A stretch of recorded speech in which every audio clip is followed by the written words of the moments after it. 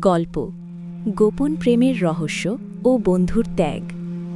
একটা শান্ত শহরে তিনজন মানুষের গল্প ধীরে ধীরে এক অদ্ভুত রহস্যে জড়ে পড়েছিল। রাহাত আর তানবীর দুজন ছিল শৈশবের বন্ধু। ছোটবেলা থেকে একই স্কুল, একই মাঠ, একই স্বপ্ন। তারা একে অপরকে এতটাই বিশ্বাস করত যে সবাই বলতো এদের বন্ধুত্ব কখনো ভাঙবে না। সময়ের সাথে সাথে জীবন বদলাতে শুরু করল। কলেজে ওঠার পর তানবীরের জীবনে আসে একটি মেয়ে, মায়া। মায়ার হাসি ছিল অদ্ভুত রকমের শান্ত, আর চোখে ছিল এক ধরনের গভীরতা। প্রথম দেখাতেই তানবীর তার প্রেমে পড়ে যায়। কিছুদিনের মধ্যেই তাদের সম্পর্ক শুরু হয়। তানবীর খুব খুশি ছিল। সে প্রায়ই রাহাতকে বলতো, দোস্ত, আমি মনে হয় সত্যি সত্যি প্রেমে পড়েছি। রাহাত বন্ধুর খুশিতে খুশি ছিল। সে কখনো ভাবেওনি যে এই সম্পর্ক একদিন তার নিজের জীবনকেও জটিল করে তুলবে। একদিন রাহাত মায়ার সাথে রাহাতের পরিচয় করিয়ে দেয়। প্রথম দেখা ছিল খুব সাধারণ, কিছু হাসি, কিছু গল্প। কিন্তু সেই মুহূর্তে রাহাত বুঝতে পারেনি এই পরিচয়ই একদিন তাদের তিনজনের জীবনে ঝড় নিয়ে আসবে। ধীরে ধীরে তিনজনের মধ্যে বন্ধুত্ব তৈরি হলো। তারা মাঝে মাঝে একসাথে ঘুরতে যেত, আড্ডা দিত, গল্প করত। কিন্তু সময়ের সাথে সাথে রাহাত একটা অদ্ভুত পরিবর্তন লক্ষ্য করল।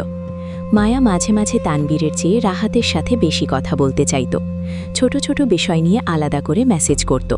কখনো পরামর্শ চাইত, কখনো শুধু কথা বলার জন্য ফোন করত।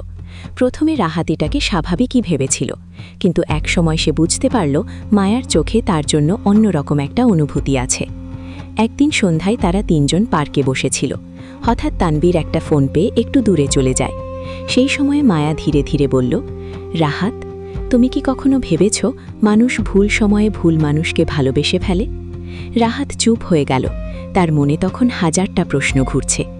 মায়া আবার বলল, যদি আমি তানবীরের আগে তোমার সাথে দেখা করতাম তাহলে হয়তো গল্পটা অন্যরকম হতো। সেই মুহূর্তে রাহাতের বুকের ভেতর যেন ঝড় বয়ে গেল, কারণ সে নিজেও বুঝতে পারছিল তার মনেও মায়ার জন্য একটা দুর্বলতা তৈরি হয়েছে। কিন্তু তার সামনে দাঁড়িয়েছিল একটা কঠিন সত্য, মায়া তার সবচেয়ে প্রিয় বন্ধুর প্রেমিকা। সেই রাতে রাহাত নিজের সাথে একটা সিদ্ধান্ত নিল। সে ধীরে ধীরে তাদের থেকে দূরে সরে যাবে। পরের দিন থেকে রাহাত বদলে গেল। আগের মতো ফোন করত না, দেখা করত না, আড্ডায় যেত না। তানবীর অবাক হয়ে গেল। একদিন তানবীর রাগ করে বলল, তুই কেন আমাদের এড়িয়ে চলছিস? আমরা কি তোর অপরিচিত হয়ে গেছিস? রাহাত শুধু হেসে বলল, কখনো কখনো মানুষকে একটু দূরে দাঁড়িয়ে দেখতে হয়। কিন্তু আসল সত্য কেউ জানত না। রাহাত আসলে একটা পরীক্ষা নিচ্ছিল। সে দেখতে চেয়েছিল তার উপস্থিতি ছাড়া তানবীর আর মায়া সত্যিই একে অপরকে কতটা ভালোবাসে। মাস কেটে গেল। এই সময়ে তানবীর আর মায়া আরও কাছাকাছি হয়ে গেল। তারা একসাথে ভবিষ্যতের পরিকল্পনা করতে লাগল। কিন্তু একদিন হঠাৎ মায়া রাহাতকে ফোন করল। তার কণ্ঠে ছিল অদ্ভুত কষ্ট। তুমি কেন দূরে চলে গেলে?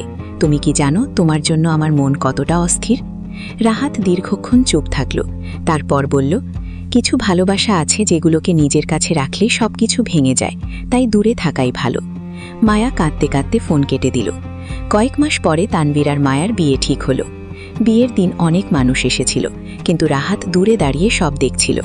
তানবীর তাকে দেখে দৌড়ে এসে জড়িয়ে ধরল। দোস্ত, তুই ছাড়া আমার এই সুখ অসম্পূর্ণ। রাহাত শুধু হাসল, কিন্তু সেই হাসির আড়ালে লুকিয়েছিল একটা গোপন সত্য। সে নিজের ভালোবাসাকে ত্যাগ করে বন্ধুত্বকে বাঁচিয়ে রেখেছে। রাতে বাড়ি ফেরার সময় রাহাত আকাশের দিকে তাকিয়ে বলল, জীবনের সবচেয়ে কঠিন যুদ্ধ হলো নিজের অনুভূতির বিরুদ্ধে লড়াই করা। আর আজ আমি সেই যুদ্ধ জিতে গেছি, যদিও হারিয়েছি আমার নিজের ভালোবাসা। এই গল্পটা হয়তো কোনো প্রেমের গল্প নয়, এটা এক বন্ধুর ত্যাগের গল্প, যেখানে ভালোবাসার থেকেও বড় হয়ে দাঁড়িয়েছিল বন্ধুত্ব।